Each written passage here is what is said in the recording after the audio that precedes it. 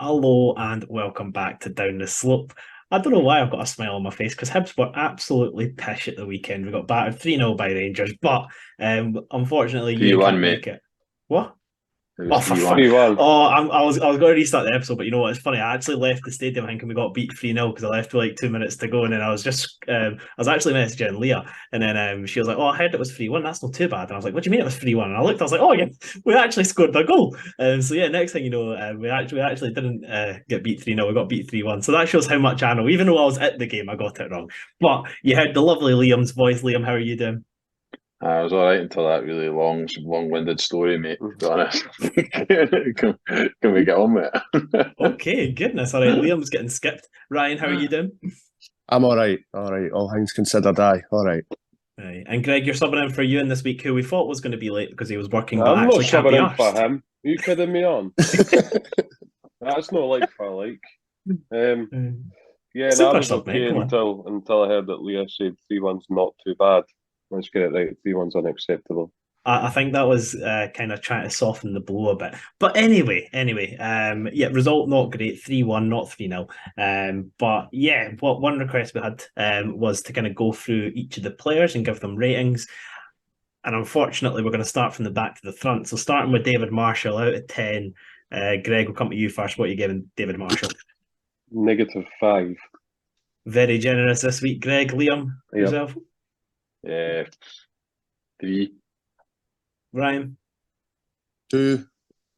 Fair. Just so it's not too repetitive, we'll just give you a player each from now, all right? Liam, going for Cadden.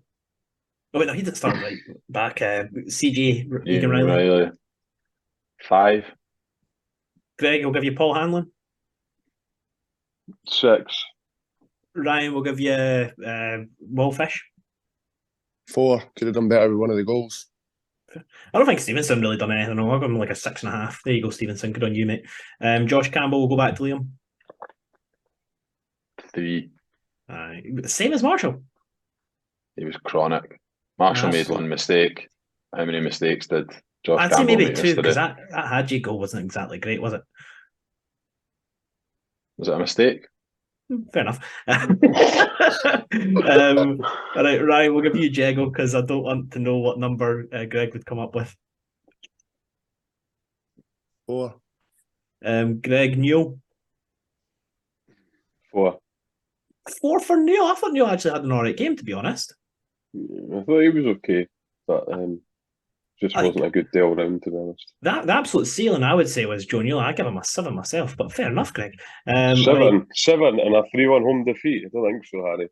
It's not his fault. Everybody else around him was I murder. maybe stretched at a 5 or a 6, but certainly on 7 anyway. Oh, right, goodness. Liam, we'll give you Yuan. Good first half. 5. Ryan, you can take Nisbet. 2. Like the petulance he showed there on Sunday. He was in the huff. He was in the huff big time, and he just doesn't play when he's in the huff. So he'll get 2. Yeah, and Greg, round us off with Cadden. I can't be bothered doing subs. A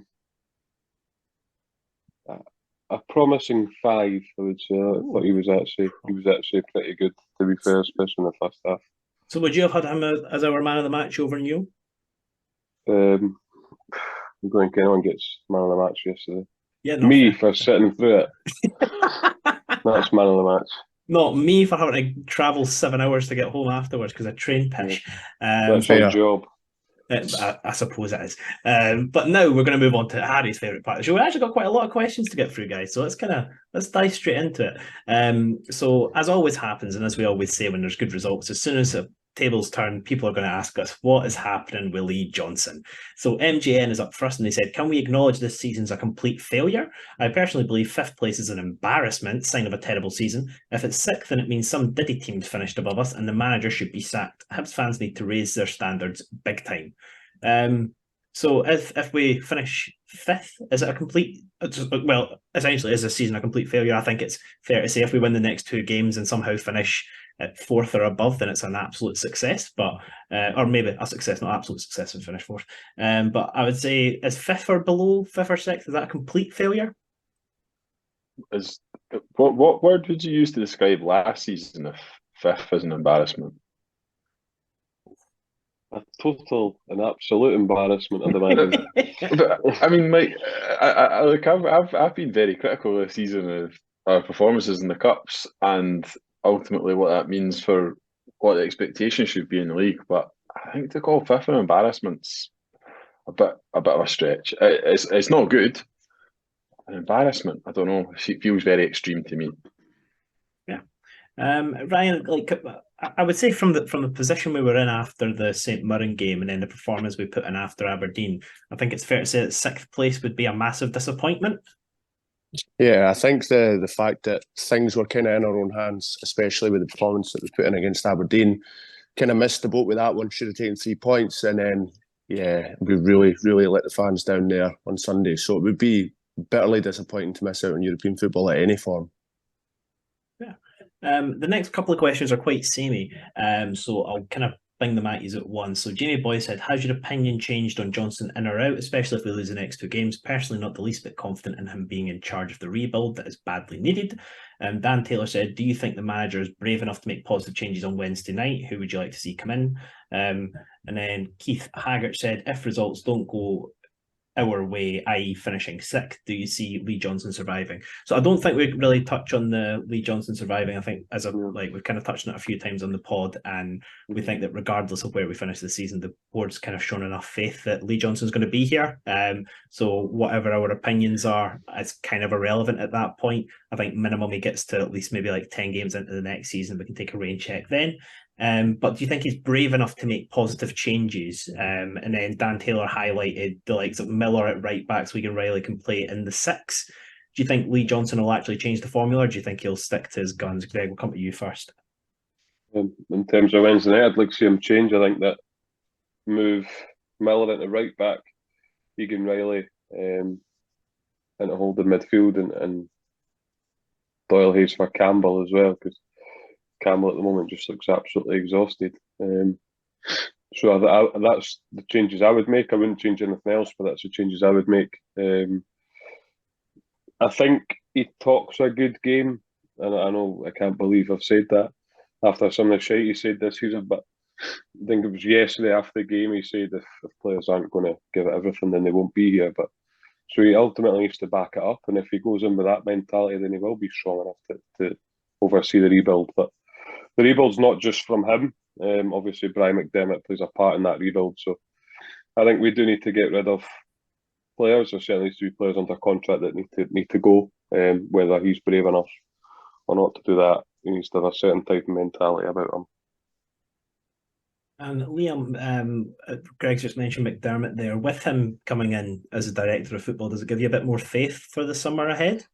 I think so. I think so. I mean, there's not really any past experience of Brian McDermott in this role that you can be completely confident. But I think you have to give everyone, a bit of good faith and hope that he gets off to, a good start in his first window.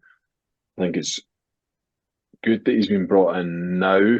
I would like to have had him in place a bit earlier. I think the club have been really clear though in the explanation as to why he wasn't brought in earlier, with some sort of unforeseen events.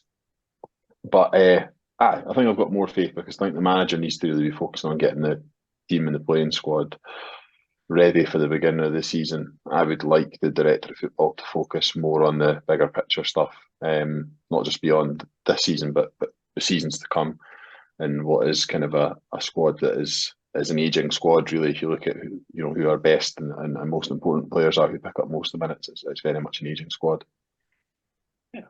And then Ryan, feel free to chime in on that. But look, Cunningham asked, should we do something completely mental for next season, like bringing in a rugby coach or something as the head coach? Because I mean, all these managers that the board are bringing in aren't doing much, so might as well have a laugh. So let's change that. Who in the Irish world of sports would you bring in as head coach that you think would get Hibs riled up for next season? Jim McGuinness took Donegal from 3rd Division League football to winning an All-Ireland in 18 months. Absolute hero, man. If anybody hasn't heard of him, look him up. Honestly, he's a legend.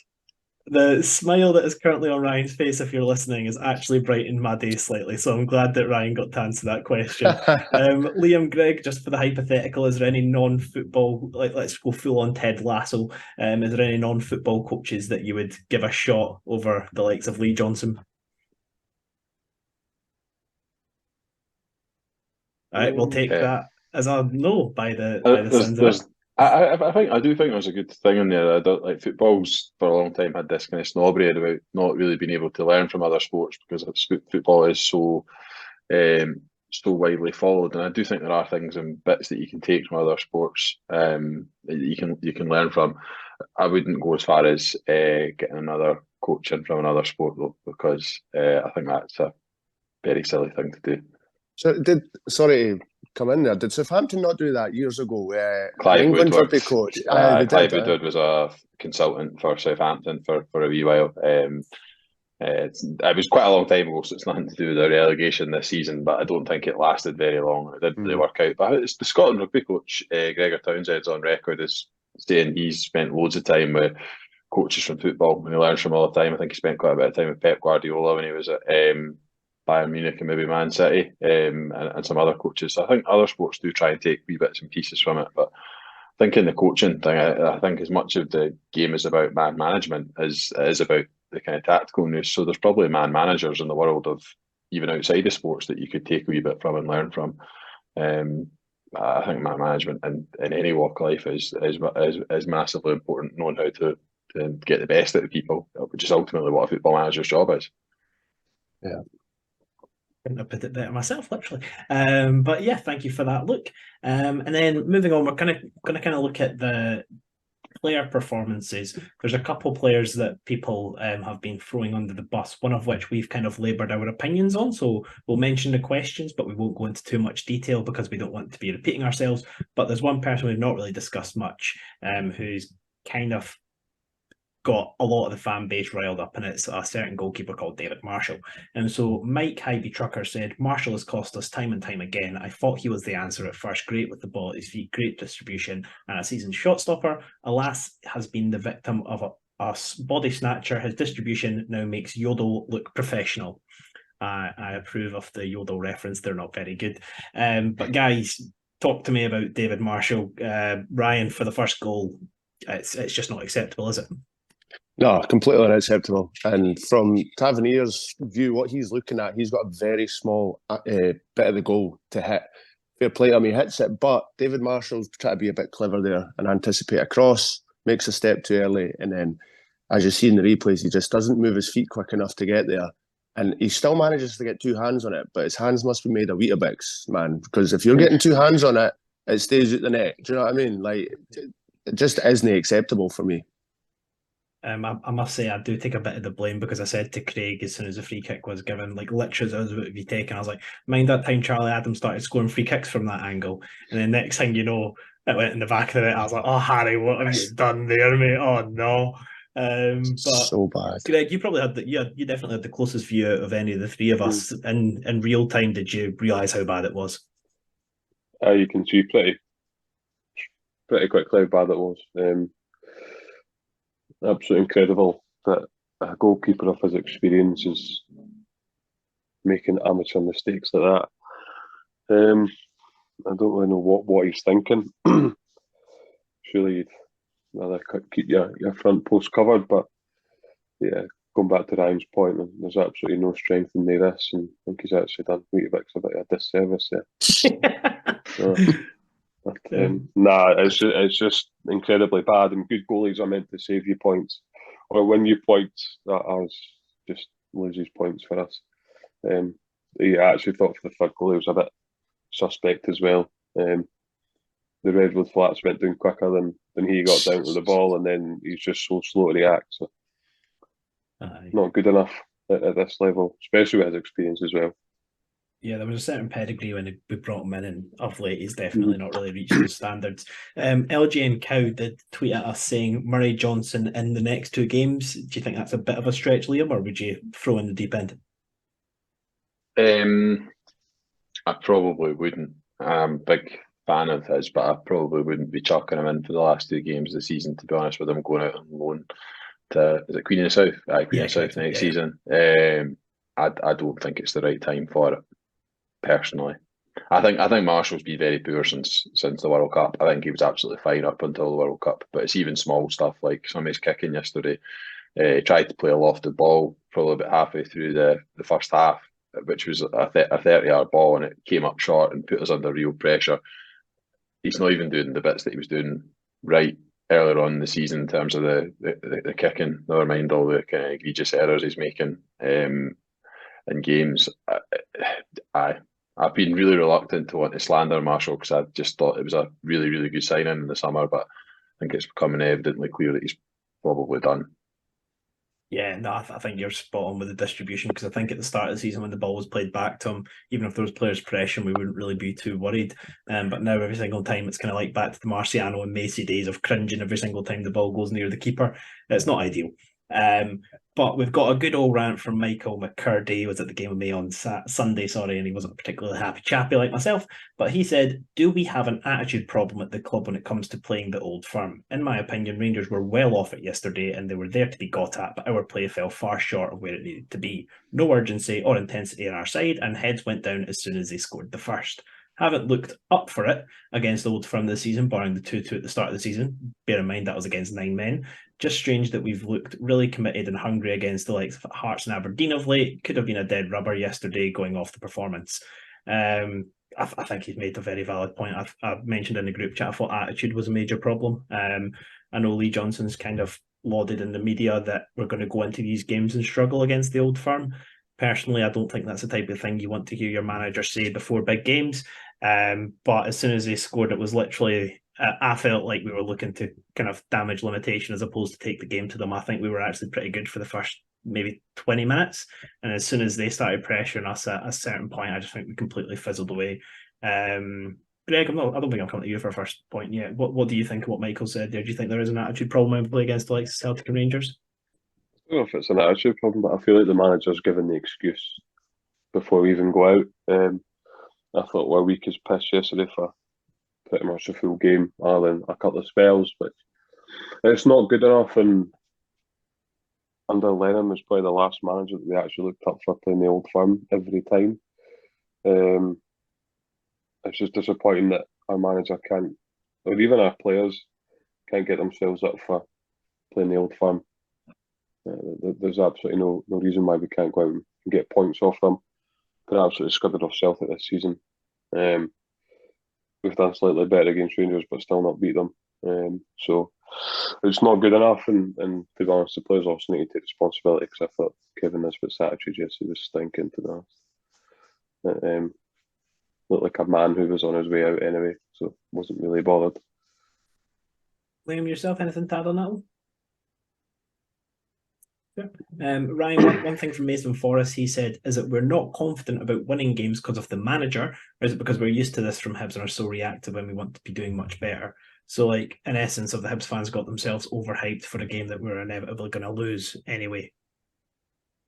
I think it's natural as a football fan when you follow your club that you know you're going to hope and wish for the best when you go to the games. I mean, we wouldn't be football fans otherwise, would we? But I think it has probably come to the point where we kind of expect Hibs to let us down somewhere along the line, and it's the next letdown in a long list still to come, probably. So yeah, I mean, it's massively disappointing. Again, we didn't listen. If they're a better technical side than us, fair enough. But we can beat them on the physicality aspect. We can outwork them. We can press them. You know, we can leave a bit on them. Effort will beat ability every day of the week, as long as you're willing to put the work in, man for man. And we didn't even attempt that. So that's probably what the most disappointing thing is.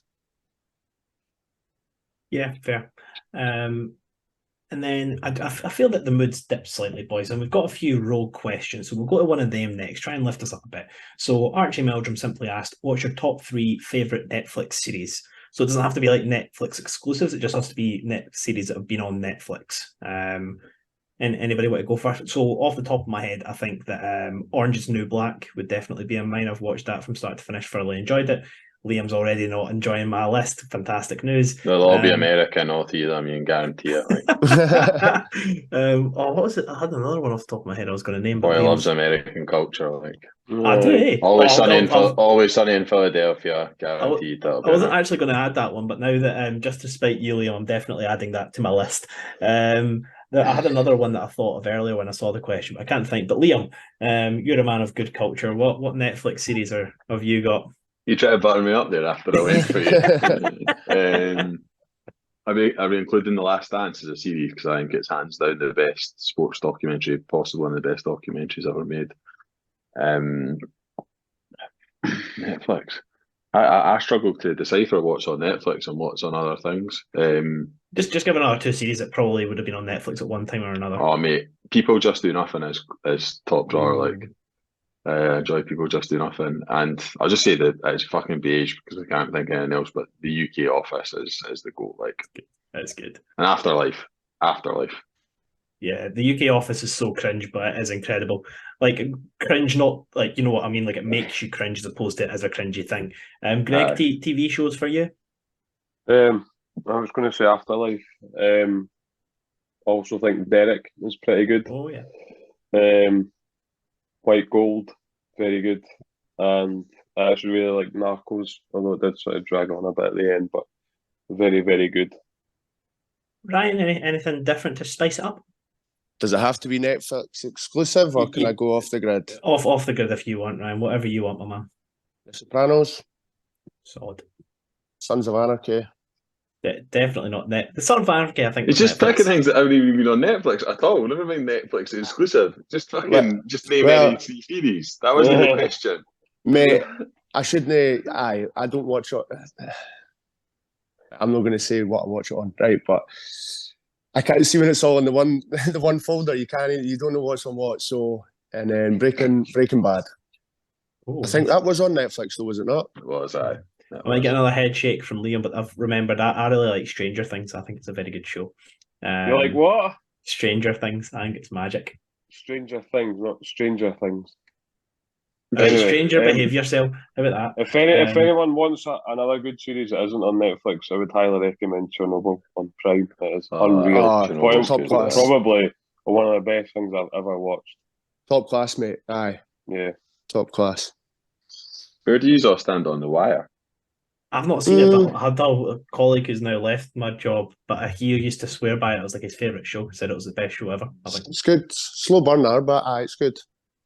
I've heard good things. Never actually indulged myself, but I have heard good things.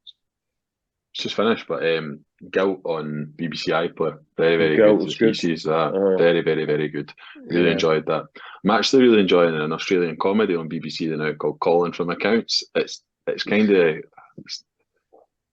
It's not really The Office. It's kind of like really sort of weird Australian humour, but it's quite good.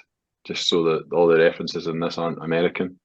Was it Angry Boys? Was that the Australian show, the funny one that was out years ago? Is that was it Angry Boys? Oh no, I'll find a clip. You'll 100% recognise it. But yes, now that we've lifted the mood, let's smash it back down by going back to Hibs. Amazing.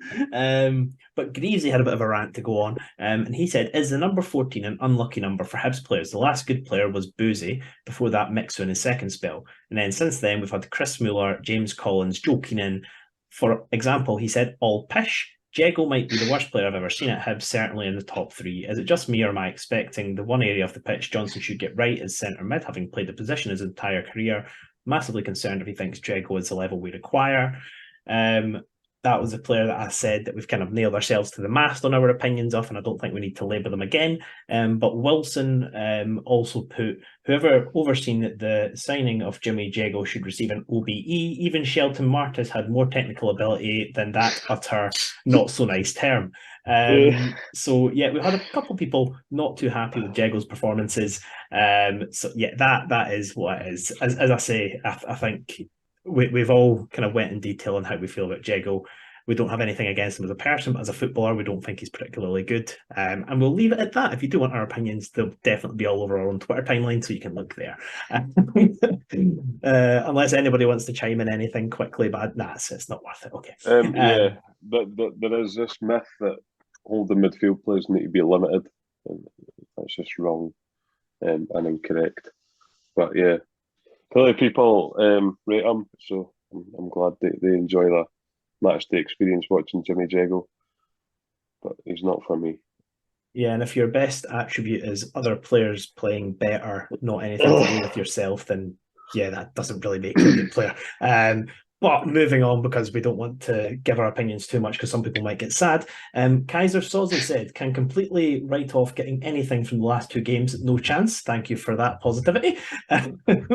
Raymondo said, at 1-0, we were in it despite not playing particularly well. Arguably had the better chances. As soon as we went 2-0 down, you'd be hard pushed to work out if we were playing for top 3 or 4 or in a dead rubber bottom 6 game. That's obviously a concern.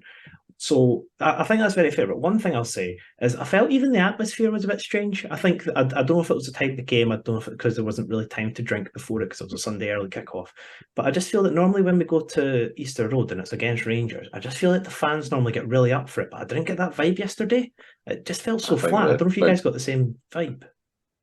Big problem, I think, was the issues with East Stand and people getting into the ground maybe 15, 20 minutes into the game, probably already fucking pissed off that they'd waited in an absolutely ridiculous queue that the club didn't communicate was going to be. Every single person was going to be processed and searched. It was interesting as well. They had 2 male people searching folk coming at the East Stand and 2 female, and they were only searching male and female people, each of them, which is a very interesting tactic because I would been sitting in the East Stand for quite a while, and I can pretty much tell you hand on heart that 50% of the people that come to the East Stand are not female. So very, very interesting. But I think that had an impact yesterday because I think people were rightly quite pissed off. And they arrived in their seats late. And to be honest, I felt like the first 30, 35 minutes, I felt like the team gave us something to get behind. I thought we started quite well. So I thought that's what I kind of put it down to. Because we've had plenty of other 12 o'clock kickoffs on a Saturday, Sunday, where the atmosphere's been a lot better than that. Yeah, definitely. Just before anybody else chimes in, I think I've seen a few times on Twitter opposition fans complaining at the stewarding getting in. I'm not sure if it's anything that the club have like dealings with, but I think it's definitely something that needs sorted. And as a club, we should be putting a statement out or doing something like working with Police Scotland to try and rectify that. It's not acceptable that fans are kind of shepherded in like sheep like that. It's just uncomfortable and it's unsafe. We've seen a lot of things with overcrowding or putting fans in tight situations that have ended in disaster before, and obviously it's something that we don't ever want to happen near our stadium. So hopefully the club can get on top of that, because as Liam said, it's just frankly not acceptable. But yeah, Can I just come in there, Harry? Yeah, of course. Just come in there, sorry. Going on what Liam says, it's interesting that every single person got searched, yet there was still a firework display in the away end. Very interesting. And they moan about the level of security that follows them. They wonder why. Yeah, it's not ideal. But you know what? Since we're on the topic of Rangers now, Dave Graham sent in one word. Greg, we'll come to you first. Dave Graham said, sectarianism. Discuss. Yeah, the whole songbook and more was out yesterday. Find it very odd. Some of their players are Catholics, but that doesn't stop them singing their songs. Very strange mentality. I suppose it's just what it's been like for years. So nothing's going to change it now. But yeah, certainly Police Scotland won't be doing anything about it because we've not done anything about it for 50 odd years. So yeah, not good. Yeah. And then Kirby Nisbet asked, while I casually enjoyed a double espresso and baklava bun and 12 triangles on Easter Road at around 11 a.m, Rangers fans sang about Michael Beale hating not so nice word beginning with F about Catholics. If I can't summon similar bile on a Sunday morning, am I accepting mediocrity? Liam, is he accepting mediocrity by not being that hateful at 11 o'clock on a Sunday morning? I can't help but feel that's a bit of a dig at me, that question for John, because I was talking about standards and stuff with fans the other day and on the backs. I think he's trying to be a cheeky dig at me there. All I would say back to John is he's obviously getting paid too much if he can afford a double espresso and a baklava bun for 12 triangles, because I've been in that place. It's about 12 quid for a loaf of bread, man. Gentrification gone fucking mad, that place. Oh, Jesus. And then Ryan, we got a question sent in from Instagram, very exciting times. Callum Stobie, he said, keeper situation, would you sign a new one? And if yes, who? So Ryan, would you sign a new keeper in the summer? And have you got anybody on your list that you'd be looking to shop? I would definitely sign a keeper in the summer, and I think all of us are in agreement that Benjamin Siegrist would be quite a good target if he was in our price range and if he was interested in playing regular football, because he's not been anywhere near it at Celtic. I think he would be a solid acquisition, given that he's got plenty of experience in the league. No qualms from me. I think that was well put. Greg, anybody down south that used to play in Scotland but now plays quite well in England that you would bring back up Liam north? Lindsay, playing in goals. Liam Lindsay playing goals. I'm all over Siegrist. Like, be a very good signing if we can get him. But yeah, I don't know what would happen. Liam Semple, anybody niche? Mark Birighitti. Oh, that compilation, by the way. Oh, no. Oh, that was horrific, wasn't it? See, that's still got a better save percentage than our goalie, though. It does 10% higher than Marshall's. So let's not slag anyone. Aye, goodness. Sorry for going off topic. Did you see David De Gea got the Golden Glove in the Premier League? Most clean sheets. I thought that was it's completely objective. Like, he's had the most clean sheets. It's not the best keeper in the league. I don't think anyone would claim that, but defensively they have been quite good, so he probably deserves it. Oh, fair. But yeah, all right. Well, that tangent was wasted. Good job, Harry. And then that was kind of we got one more question about a player from yesterday. Chris Kidd said, "Does Yuan realise there are teammates on the park and sometimes you actually have to run for a 50-50 ball instead of pulling up?" So I think in that sense, one, is Ellie Yuan a selfish player, and two, is he ever lazy when it comes to chasing down the ball? I actually thought that he would. I thought, especially the first half, I think we can all be in agreement that he was pretty good, especially on the ball. I think his decision making lets him down at times. I think it's fair to say. But was there any 50-50 balls he pulled out off the top of your guys' head? No, I can't think of any. No. I can't think of any. And yet, would you say he's a selfish player? Has he not got the most assists at the club this season? Sorry, Chris, for completely dismantling your question. I'm not intending to be rude, but I think he's got our most assists, if I'm not mistaken. Do you know what, Harry? I want him to be selfish at times, and I was saying this to Liam on Sunday when I was watching the game. There was times when he had the ball out in the wing and Stevenson was making runs past him, which is fair enough, it's his job, but I want Stevenson to stay away from him and leave him one-on-one with his marker and run at him all day. That's what I want him to do. I do think if I was going to critique anything at Yuan's performance, I think if he's going to make the decision to go down the line, which he does do sometimes because he's got the ability to mix it up, he needs to do that a bit earlier. Because a couple of times, particularly in the first half, he decided to go down the line, but he did it too late. It just allows Tavernier to use the byline as an extra defender and effectively just shove him out the play. I think if you're going to go down the line, you need to make that call and then try and get it back onto your right foot. I do like that he can do both, though, cut inside and go down the line. And I think he does pass the ball. There are a couple of instances where I think he really should have done better yesterday, but I think all in all, he's still probably our biggest threat on the pitch. So you can criticise him as much as you like, but if I'm being honest, did anyone other than him really like doing anything yesterday? No. Not for my money, anyway. I actually quite like that he's a bit more selfish. Or maybe holds on to the ball a bit longer. He obviously trusts his own ability, he's confident, so I'd much rather my winger was try to show a bit of ability and try to beat players and maybe not quite come off than knocking it back to the full back and then drifting further out wide and sort of hiding out there. So he never hides and he'll always try and beat his man, which gets fans up off their seats, you know what I mean? Well, you want your winger to be doing that and look, next season you'll have him on one wing and Boyle on the other, so we're going to moan about that as well, that Boyle's been too greedy with it. Like, you've got two wingers there that are very effective in taking players on. So, no, I think I'm okay with how Yuan plays like that. He trusts himself. So, there's nothing worse in football than a winger knocking the ball back to the fullback. Mate, it's the worst thing in my football. Head and do you know what? I'd rather he carried the ball and tried to do a bit than just sort of knock it off here and there. Like, nah, he's trying to carry the ball, he's trying to get things going. So, like, people will never be happy, you might, if the winger's doing that and losing the ball, they'll be happy, and if they're not doing that, they'll not be happy. So it's tough. Football's a tough game, and you sit and watch it and think I could do that or whatever. But I'm okay with the way the Ewan plays. I think I can count on one hand the number of times I saw Ivan Sproul pass the ball back inside in his 2 spells at Hibs. Like, you want your winger really to try and isolate the fullback and try and make something happen. I think safe wingers are boring. Mm-hmm. Yeah, I'd rather he lost the ball in the final third than he done it the edge of his own box. So I just think trust him, let him run with it. He's a skillful player as well. He's got a bit in the locker. So, well, moving on to a different position, and this is a more fun question again.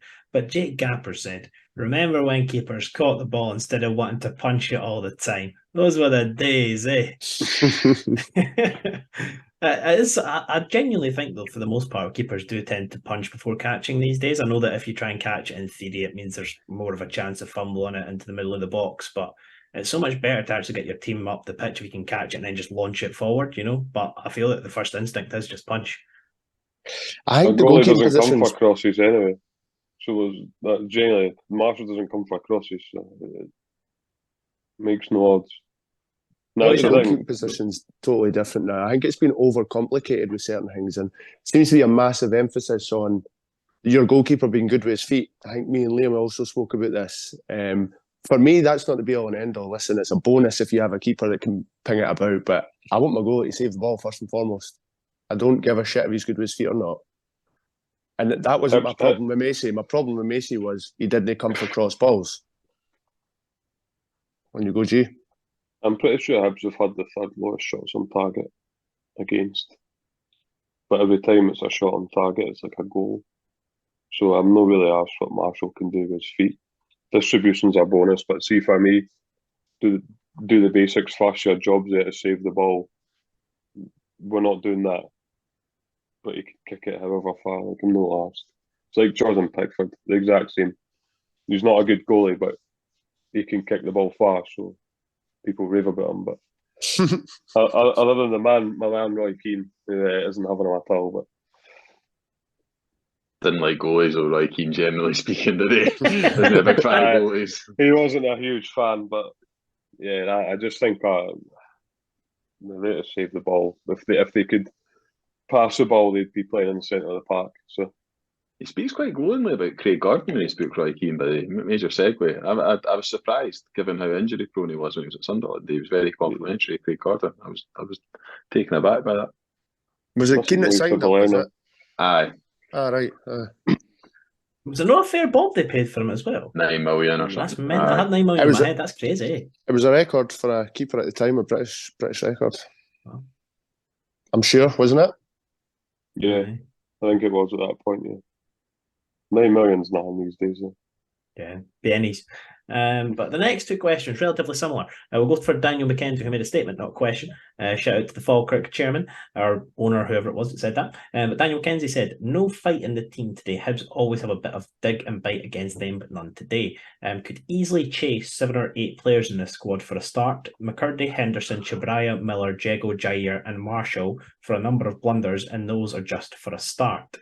On the flip side, Lindsay Gibson said, "Ignoring possibilities of transfers in or out, how many of that starting team today would you be happy to be in the starting team for the first game of next season?" They went first with 4, and that being Fish, Newell, Ewan and Nisbet. So the players that started yesterday, who would you be happy to see start game number 1 of the league season next season? I'd be happy with 6, content with 7. Do you want to number them and then we can all base ours I off don't that? want to. I don't really want to dig. I think it's pretty obvious who the players are based on our opinions of them. But I think I'd be happy with 6, and that would be including keeping a couple of the loans who I don't think will be here. Yeah, fair. I think missing from their list. Yeah, no. Okay, fair. Okay. I think it's quite obvious. You can do the maths. Mm-hmm. Yeah. I'll let you make the joke. Ali Gare said, should we be more concerned that we have blown 60% of our budget on Yuan, or more concerned at how far away we are from a decent squad? Do we need a ball-playing midfielder? Why is Josh Campbell's first touch so bad? All right, so we started on transfer.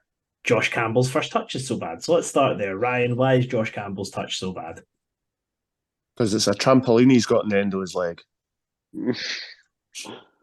No, I don't know, man. I had a rotten first touch as a footballer as well. That's why I played at centre half. So maybe they should try him there. Oh, I was hoping that you'd say you were an Alan O'Brien. You were just really quick, so you'd try and make up for it, but not. Christ, you were just clumsy. I was slower than a week in the jail, and I've seen milk turn quicker. But I tell you, I could head it at 60 yards. All right. Nice. Yeah, no, my playing days, I was either centre back and try and kick the ball very hard, very far, or striker and just hope the ball bounces off me in the right direction. I was not very good at football, if I'm being honest. But Greg, what do you think of the concept of us blowing 60% of our budget on Yuan? That's not anything I've heard of until I've seen that tweet. Do you think there's substance to that? I think he's made that up. There's no chance that's 60% of our budget, by the way. Absolutely no danger.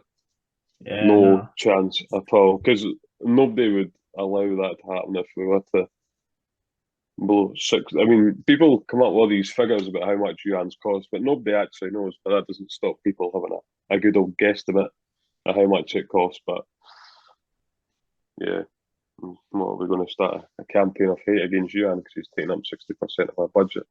How dare he? I just think it's nonsense, to be honest. Also, do you think Brian McDermott is going to come in and operate in a recruitment position when 60% of the budget's already been spent without him being in position? I don't think so. Ryan, 20% of the budget was spent on bringing him in. So he's only got 20 left. Jeez, he might sign me and Greg and Liam by the end of the podcast if that's the case. Oh, man, by the way, it could be worse than that. Let's be honest, but nah. Yeah, he's not Ryan to be on the bench with the two of us starting at centre half, AG. I know. Christ. I'll leave the boots in the cupboard, I think. Ryan wouldn't pass his medical. Too many injuries. Me and Dodge get to the medical. Me and Dodge would have goals each defending corners whilst being up front. It'd be incredible. But Liam, you commented that you'd be happy with 7 players potentially that started yesterday starting first game of next season. How far away would you say we are from a decent squad? Do you think it is a massive rebuild we need, or do you think that if we get 4 or 5 really solid players that we're actually not that far off? I tweeted this last night. I think we need to move 10 or 12 players on that are under contract that realistically are not going to feature enough for us to be impactful squad players. I think it's as much about getting those players out as it is about bringing new ones in. But the new ones that we bring in have to be starting caliber players. I think we need to sign a minimum really of 4 starters, but you know, ideally another couple of guys who are ready to challenge. I think it's like I said before, it's a spine. We need a goalkeeper, we need a centre half, we need a centre midfielder, and we need a striker. And I do think we could do with some players in the wide areas as well. So it's literally every pitch on every person on the Sabitio pitch needs signed. The only summer we've not really needed a massive rebuild was after the season where we finished third, where we didn't need a rebuild and we got that catastrophically wrong as well. So I do think for me, yeah, we need to have a massive summer window. Every summer window is important. But I think this one more so than last year, just because our recruitment has been pretty poor. And like I said earlier, our best players are coming to the end of their peak years.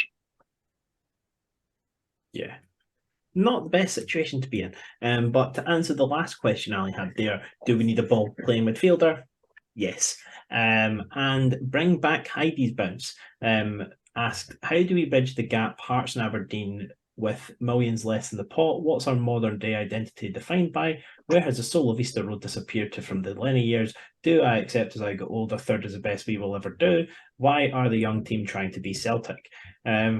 I don't know if it was bring back Heidi's bounce last time that attacked me with several questions, but they've done it this time. So as always, let's hand out a question each. So Ryan, we'll start with you. You laughed first. How do we bridge the gap Hearts and Aberdeen with millions less in the pot? So essentially, how do we catch Aberdeen if they get a lot more money than us through Europe that we're not getting? So I think that's the kind of gap that's probably bridgeable through better recruitment. I mean, if you look larger scale at what Brighton have done in the last 2 or 3 years in terms of just recruiting properly on smaller budgets, even Brentford have done it and getting close to the teams round about them with massive budgets. I don't think that would work in terms of catching Rangers and Celtic, because they would always pip you to these kind of players if they were of the quality that could play for them. But, you know, that's where I would start with, first and foremost, proper recruitment. Make sure it's the right person, bring them in. There we go. Perfect. Then let's hope that Brian McDermott is that man. Yeah. And then, Greg, what's our modern day identity defined by? In terms of what, football identity, or That's all the question I've got, so it's open to your interpretation, my friend. football identity, I really don't know. We play some decent stuff at times, but other times I couldn't tell you what Lee Johnson was trying to do. So yeah, I don't. Without more context, that's all I can really say. Yeah. And then Liam, where has the soul of Easter Road disappeared to from the Lenny years?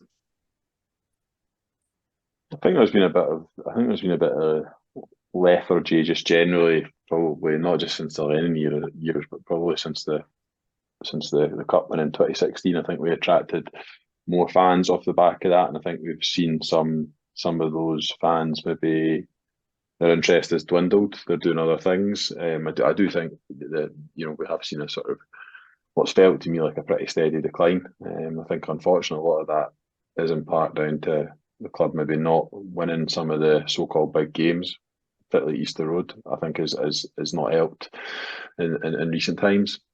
I don't know if I feel like the soul's gone though. That feels a bit dramatic from my perspective. I'm not saying the listener's being dramatic, but I just think from my perspective it feels a bit different. I still very much feel like the soul of the club's there. I still have a bit of confidence, more confidence than maybe I had 6 months ago that we're headed in the right direction. But ultimately, time will tell whether or not that sort of confidence is a false sense of confidence or it's right. Yeah. And then kind of to anybody that wants to answer it, do I accept as I get older, third best is the best we'll ever do? Or sorry, do I accept as I get older, third is the best we'll ever do? In my opinion, with the current state of Scottish football, I think that third is realistically what we can aim for. I don't think that's a forever thing, but I think unless there's major changes in Scottish football, just financially being realistic, I think third is the best we can do. I'm not happy with that situation. And of course, we should always be aiming to, like, at the start of every league season, everybody's on 0 points. We should be aiming to win the league. It's, of course, an unrealistic aim if we're being completely serious with ourselves. But realistically, if we finish third, we should be happy with that season, as far as I'm concerned, for the foreseeable future. Best of the rest. Yeah. Were you going to say something? Just as a question there that I picked up on. Is there any context around that, around the young team trying to be no, Celtic? I had a funny answer to that. So he said, why are the young team trying to be Celtic? And I was going to say, because Lee Johnson told Block 7 to ask the Green Brigade what they're eating for their breakfast. So is there any relevance to that? Like, was there a chance, or just because I know that you said closer? Implying that there's been a higher percentage of tricolours being brought to the ground. In my opinion, Hibs, obviously Hibernian, is named after Hibernia, the Isle of Ireland, and we've got Irish roots from our founders. I've no problem at all with people bringing tricolours to games. I would like to see more saltires as well, and I'd like to see less Green Union Jacks. If I could clean up the club from my perspective in terms of the fan base. Like have another off day, because we seem to have a couple of them since we won a league tomorrow on Wednesday, but yeah, no luck. It'll be the opposite. They'll start kicking on again. So difficult. But yeah, any other comments on Hibs trying to be Celtic? Is that a thing? No. Okay. Now you got to remember this. I really don't think so, because if you actually look back, Celtic are trying to be like Hibs. So I do think it does sort of make me laugh that people say that, because you can't have seems like you can't have a certain mindset or a political viewpoint, and if you do, then you try to be like a club in Scotland. So yeah, it does make me chuckle a little bit, but yeah, I suppose it's an opinion in it. Well, guys, we've got two fan questions left, and it's from people that ask questions on a regular. So shout out to Big Jack Kell and John McIntosh. It's genuinely fantastic to get the questions in every week. So I wanted to give a special shout out, which has probably made the boys cringe before we actually cracked on with their questions. So Jack first, because of course we know what we're ending on. But Jack Kell asked, I know a lot of people are critical of some of the players I'll bring up, but surely McCurdy, Miller, and JDH have to start against Celtic. I know we've kind of not being particularly in the same stratosphere as the McCurdy bandwagon, but I do actually think that in terms of what you were saying about Ewan being direct and stuff, I think that in fairness to McCurdy, in his limited touches of the ball, I do think he was pretty direct. I think him and Henderson, despite Henderson not looking too great at times, I think they linked up pretty well with a few nice 1-2s, and I think that McCurdy does have the ability to take on players. I just think his final output following that just hasn't been particularly great. Would you guys want to see McCurdy, Miller, or JDH start on Wednesday? Miller and JDH, as discussed earlier. Don't mind it. Changes for me. I don't think McCurdy should be starting, to be honest. I don't think he doesn't deserve it, and just because, I mean, I'm absolutely okay with Cadden on one wing and Ewan on the other. I think that's a sensible way to go. They've been playing well. Miller at right back. I think the team for Wednesday should really pick itself. He's going to have to earn a place in the team. McCurdy, one of these substitute appearances, because he's made a lot of them, but not really done anything in them. I know you said they looked bright and busy, but you could say he's looked bright and busy in every single one of his sub appearances. I think he has to earn it, and he hasn't earned it yet.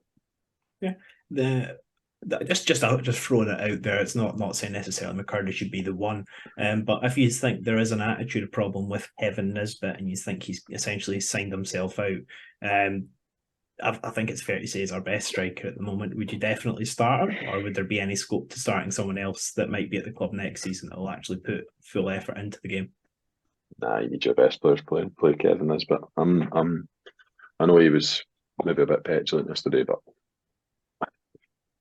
I'm not buying in that he's not putting in effort. Yeah, he's one of those guys that's hot and cold. Like, he's huffed at various points in his career at Hibs, irrespective of the speculation. So, yeah, listen, he might turn up on Wednesday. He's that kind of player. And then Jack Hill also asked if you could see any artist or band live, dead or alive, so someone that might be dead at this point, who would it be? Jack said, I think I'd personally go with Prince. I'm going to go for I don't know if it's a curveball, but just for the sheer performance, they're not really one of my favourite bands, but I would love to see Queen just because Freddie Mercury just seemed absolutely incredible. Like, some of the clips you see from back in the day, I just think it would be classy in them live. Liam straight with a head shake, Greg gauging Liam's reaction, then going for the head shake, Ryan looking relatively impartial. Usual. Don't mind it. Ryan, we'll come to you next. I know you're a big ABBA fan. Is that who you'd go and see, or have you got anybody else on your agenda? Nah, I'd go to where it all started. I'd probably go for Beethoven. I really like classical FM, and there's some bangers on there. Like, all right, so we've got Queen, classic FM. Greg, what are you saying to it? Drake. I didn't realise we're actually quite a big Drake fan, Paul. He gets mentioned quite often with these questions. Liam, yourself? Especially from Greg. I think if it's dead or alive and you've got to choose someone dead who you'd want to see, I've always been a massive fan of Marvin Gaye. I'd love to see Marvin Gaye live. Yeah. Probably one of the best voices, period. Yeah. Heard It Through the Grapevine is one of the greatest songs of all time. It's different. My old man's favourite song, and it's phenomenal. I was a bit sad when Bill Withers passed away. He was a legend as well. And then I know. Also, if you had a bit more like upbeat and getting proper into it, Tupac would have been insane. I reckon if he was in this era, his concerts would be literally mental. So is it Biggie or Tupac then? What? Where do you? I'm on Tupac's side myself. Tupac, not even close. I'm on Tupac's side in terms of picking a side in the discussion, but in terms of musically, it's very, very close. I was on TikTok the other day and I saw someone put Tupac over a Eminem beat and it was sick. It was so good. I was like, I could get down with that. But I think also a bit of a Luther Vandross. John Lennon as well. I would have liked to have seen him. I do like a bit of John Lennon. Yeah. But Jack, we want to know who would you? Oh no, you said Prince. But who else? Who alive would you? Oh fuck it, I'm baked, guys. It's far too late in the day. I was on a train for 7 hours. If I didn't tell you already. But anyway, John McIntosh to end us off. He first started off with, does Lee Johnson ever shut up? Ryan, does Lee Johnson ever shut up? I've been going on about this all season. He's like Del Boy for Only Fools and Horses, man. Like, full of shit. Like, take aside all the footballing aspect, he talks a load of shit. I don't think you're wrong, to be honest. Put it this way, he didn't make very much money in the sponsored silence at school. Wait, did you say Lee was going to do it for 3 minutes? Fuck, take a tenner. Liam, you seem like you'd have a good answer to this. What do you think Harry McCurdy's having for dinner? Oh, I reckon Harry McCurdy's fish fingers, potato smileys, and alphabetic spaghetti kind of guy. I reckon he chops up hot dogs and throws them in as well. You know the tinned hot dogs you get? Cuts them up with spaghetti, a bit of tomato sauce over the top, sorted. That's Harry McCurdy. He is a wee bit ill. He is a wee bit ill looking at times. Like I think it's because he changes his hair with such regularity and it's so bright. He does look a wee bit. He does look a wee bit ill. Looks like he needs a good feed. Lacks iron in his diet. There was one point that Tavernier looked at him and shrugged him off the ball. I was like, "Oh, come on, son." But lads, let's end it with a classic. John McIntosh asked, "What's for dinner?" I'm going to go before. I'm going to go first this time because Liam always one-ups me, and I'd rather be one-upped after I'm done. On the gusto, boo, because everybody else here seems to hate that. But had a lovely, what was it called? A tagine. It was a Moroccan tagine. It was sensational, and there was loads of sauce left as well. So got some bread and scooped that up. Was good, guys. I thoroughly enjoyed. Unfortunately, you always get 2 portions, and I shared the portion, so I've not got any more to get. But I'll definitely be ordering that one again. Greg, are you cooking or is Elaine on the cooking tonight? I cooked tonight. I made smoked haddock fish cakes, broccoli, cauliflower, and some vegetable rice. Very nice, very healthy as well, Greg. I appreciate that. What were you trying to say? Like that's an East Curry diet right there. Eh? Like that is proper fine dining, man. I was just being approving of you. Don't take offence to me saying good job for having a healthy meal. No, genuinely, it's class. I love that. Smoked haddock is the best fish in the world, especially the yellow dyed stuff. Smoked haddock is the best. I love haddock. Haddock's the best fish, but once you smoke it, that's another good bread one as well. Soaking all that up, sensational. You know what, Liam? We won't end on you this time. We'll come to you before we go to Ryan. So, Liam, what have you had for dinner? Having for dinner? Chicken pad thai. It was very nice. Chicken pad thai. Actually, some prawns in it as well. Chicken and prawns. Very good. Does it count as surf and turf if it's not steak? I don't think so. Just chicken and prawn. I don't really think chickens spend a huge amount of time in the turf, to be honest. Rope Hilton. Let's get chickens, maybe. But Ryan, I'm afraid to say you've had 3 good meals before you. What have you went for, my friend? I made a chicken katsu curry tonight, actually. It was very nice. It was lovely. Probably not as extravagant as Greg's fish cakes. Not as tasty, but it was fairly enjoyable. I do enjoy a katsu curry. Katsu curry is an absolute classic. I will give you that. But like there we go, John. We've had healthy meals. I hope that makes you happy.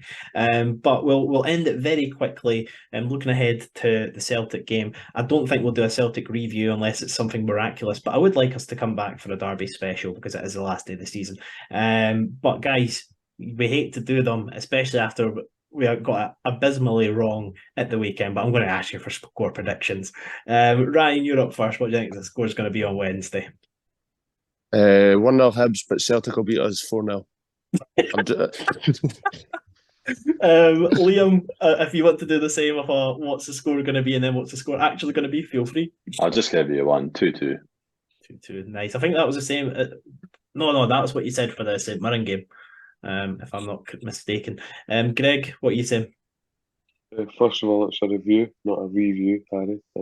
Pick up on that. And I'm going to go 0-0.